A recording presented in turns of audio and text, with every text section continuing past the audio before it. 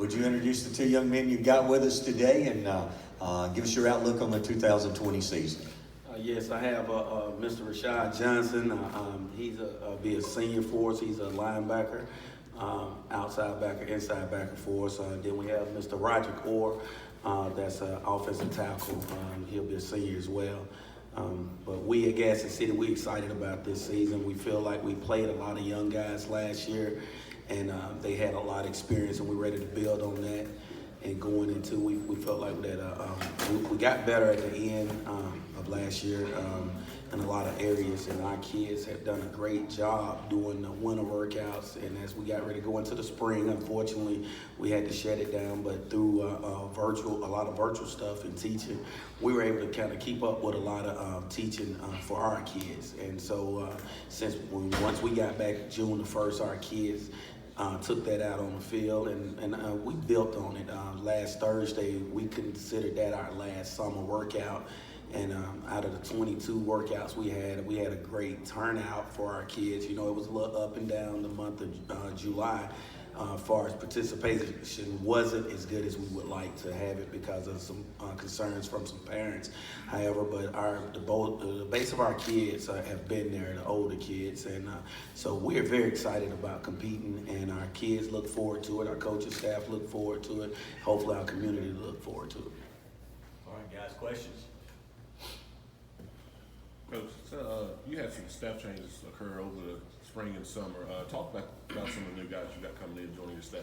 Well, we just wanted to, our staff, we wanted to upgrade in some areas in the terms of with some guys that had a lot more experience in a lot of areas, and so we had to get a little more veteran coaches, and we feel good about that and being able to move forward, and I'm very excited. And those guys are in there, and you got guys that's got head coaching experience and coordinating experience, and they were willing to take a role, lesser role from where they were coming from, but a major role in our program, and we think it's going to help our kids in the future. Hey, Coach, talk to me just a little bit about some of the challenges of being a head coach at such a large program, a lot different than way more than just coaching football. Oh man, and that's the one thing. Even though I have been here, going into 15 years, the day-to-day operations, when you have 105 kids tentatively on your varsity roster, and then plus you got 45 to 50 ninth grade kids. So you're dealing with a ton of kids.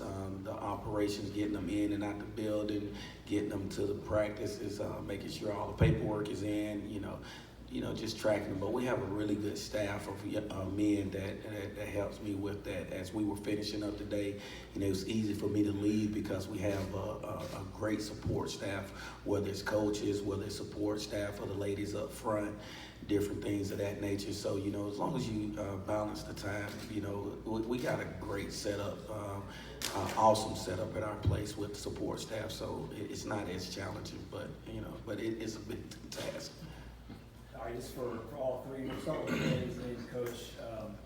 You've probably answered this question a million times in other settings, but this region and the names that are on it with the Hoovers and the Thompsons and whatnot, what's the excitement level of going into this part of the toughest region in the state? We'll start with Rod.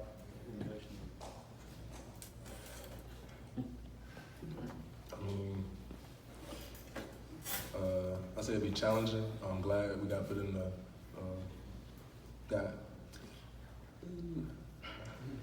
it just be challenging. That's about all. I'm glad we got put in the region. I mean, it's just other teams we're playing against. We're gonna show what we can do. Be us. For us, we've played everybody in that region except for two teams on that on that schedule, and I think people need, not to come off sarcastic or anything like this. Gadsden City has players. We didn't achieve what we wanted to last year, but people know that we have players. I take this and not saying it in a sarcastic way at all. Mike Tyson was beat by Peter McNeely, and you can ask kids nowadays, don't nobody know who Peter McNeely is, but they still know who Mike Tyson is. And we still Gadsden City, and you can come out there any day of the week. We have players. So, you know, we just gotta get to make sure that we don't screw it up as the adults and get our kids in the right position and make sure that they are ready to compete. Coach, you talked about young guys got experience last year. Would you talk about starters on offense, defense? How many of you got coming back, and who may be some of those key guys for you? Well, we have about 6 guys on the offense, and we've got about 7 on the defense. And as I tell all our guys right now, we don't really have any starters. We all competing because we have young guys coming up, and we played some freshmen last year on that varsity team, and we'll play some again this year, depending on who compete every day. And so the jobs are open, but we do have guys that we're looking to step up. We have some seniors that's coming back that we really look for a lot of leadership. But as far as just pegging one, I wouldn't say that's what we're doing right now. Our guys know every day that they come is, you know, you got to come in and ready to work. But we're looking for leadership from all our guys, and that's leading by example, being there on time, doing what you're supposed to when you're there.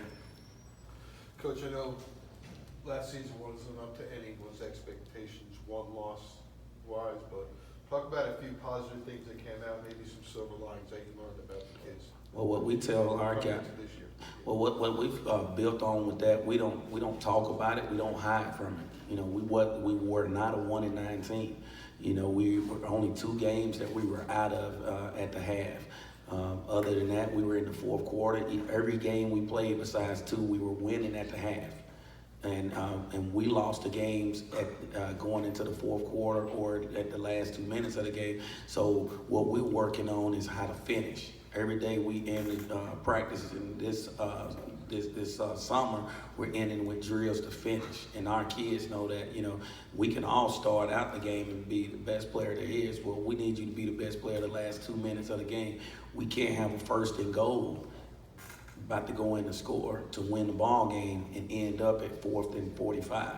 And those are the things, and we can't have a 3rd or 4th down play and we end up getting dang on drop for a loss. So those are the things that we're working on and building on, you know, trying to make more explosive plays, time management, clock management, sideline management. A lot of people talk about the 3 phases of the game when we talk about the 4 phases of the game: offense, defense, special teams, and sideline management. And sometimes you get beat in the end of the game when tight ball games when you don't manage the sideline. And those are the things that got us, I feel like that cost us in the end last year in a lot of games.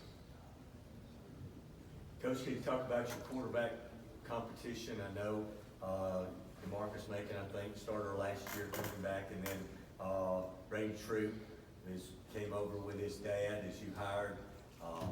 Talk about that competition, how you're going to handle that as we go in the fall. Well, we'll say at Gadsden City, we don't have a quarterback competition or anything. We just have some players, and we're just getting ready to play football. Rob, for you, it's been a big off season. You know, you got offers that stretch all over the country, but such an odd time with the pandemic, not really able to go visit or anything. What's this experience been like for you?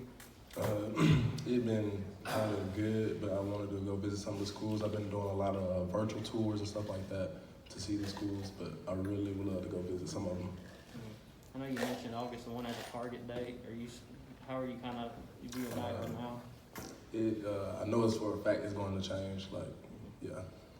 What's it been like for you, Coach? Obviously, you've dealt with a lot of recruiting throughout the years. It's been a big part of kids getting these offers. Just now during the pandemic, you know, has it changed for you? Any having to deal with the college coaches? No, it's actually been a little bit, when during the pandemic, it actually was good because some of them that you have relationships and you built relationships when they were assistant coaches and they head coaches now, and you're able to sit on the phone with them and you're able to do virtual stuff with them, and you able to grab some information and learn a little more from them and throw off ideas. So, you know, with that time, it's been good. You know, at one point, I'll be honest, we were mentally exhausted with recruiting at our place because it's like it never stops. So, you know, we go in and out. We have not to get this one going, but we have a young man that's a freshman at a couple of SEC schools are already trying to offer, and we're like, no, we're not going there right now because that'll be 36 months or nothing, but they ain't gonna knock it on the door. So we're trying to slow that down before that train get going. Coach, you were talking about like last year you'd have things kind of sort of snowball on you in the second half. Do you think your leadership from your football team is going to be better this year? Because that comes with leadership, because when it starts going bad, you have to stop it. Yes, sir. So leadership is important at making that stop. And definitely, that definitely is. This is a fun group to coach, and I think it'll be a fun group to watch, to get to play. They're very competitive with one another. A lot of them have been together for ages playing. Even adding a player or so here or there, they've been with those guys. If we could ever, with our kids, if we could ever keep the chemistry and people quit dipping into our bread of our young kids and tricking them and moving them, then we'll keep our guys together, and then now you don't have to kind of pull and then your leadership is there because of the chemistry. My senior year of high school, we won the state championship, but those guys, it wasn't like we had to, our coach was, all he had to do was manage it, but the guys had been together so long that, it wasn't a lot he had to do. So I think in high school, that's the difference. When you keep your guys together from elementary to middle school to high school, then it makes it a little bit different. And the base of this team right here, they've been together since elementary or Pee Wee ball, and that's the good thing. It's exciting to see them when you can pull back up old pictures in our youth league team, and you see a lot of these guys was on that team, and that's the beauty of this group right here. One quick aside, it's not about this year's team, but something that happened in the offseason. They had the NFL draft, and Darnell Moon was one of the drafts. We've been keeping up with him, and I'm sure you've been keeping up with his progress. How proud are you of him as NFL training camp starts to get open? Oh man, we're very excited for Darnell, man. He's one of the guys that you would want your child to be to be a part and be around. Darnell's out there. He was, I guess, last Friday.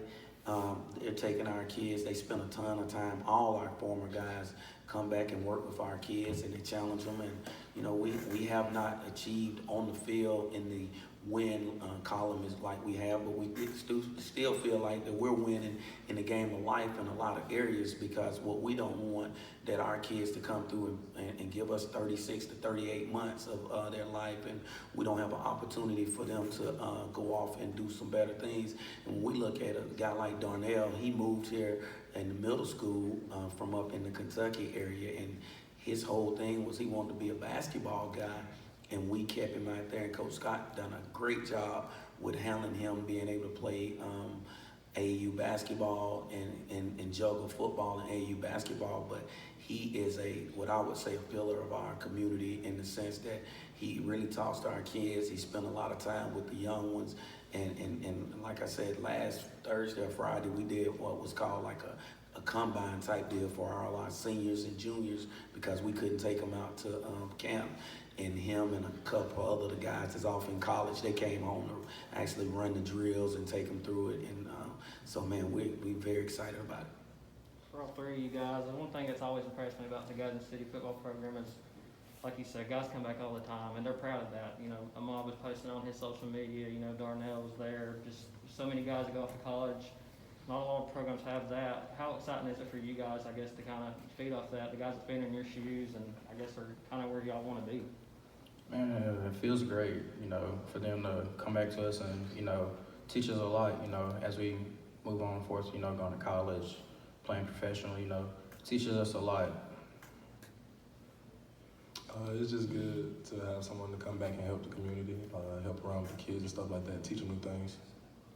Coach, how valuable is that? I mean, that's just huge. I feel Well, we like to talk to them, and over the years, when they come through, we always talk about, being successful on and off the field to them. And so we like to think that that's something that they learn and that they come back, because a lot of them, a lot of people around the state and in other areas, they'll say, well, Gadsden City hadn't won a championship. They all this talent. Well, why haven't they won a championship? Well, you look at the bulk of most programs in the state. Well, there's only really one that has consistently won a championship over the last decade, and then you get some that get hot, so it's up and down. So we feel like we win a championship in the game of life when our kids do come back and spend time. You alluded to Ahmad.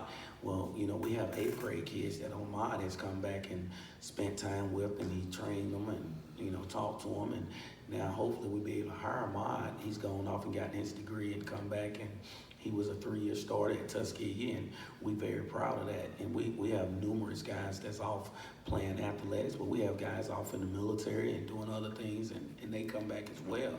And we want them all to be a part, and we try to talk to them about family and keeping that door open, and it is very valuable because they really get onto our kids. If they go out, get into any trouble, you can pick up the phone and say, hey, can you handle this one? Or, hey, this guy's been through that one, because they all hadn't been success stories. And so it's tough. We have a tough job just because of the makeup of our community in some areas. And so having those guys, because sometimes we get the Linus effect, and, they hear us all the time, and it's get the Linus, the want, they're not listening sometimes, and so you need that. We go back to that old proverb of it takes a village, and that's what we feel like it's our village of Gadsden. I have one final question for the guys. Obviously, he said that there's 105 varsity players. I think you said that earlier, Coach.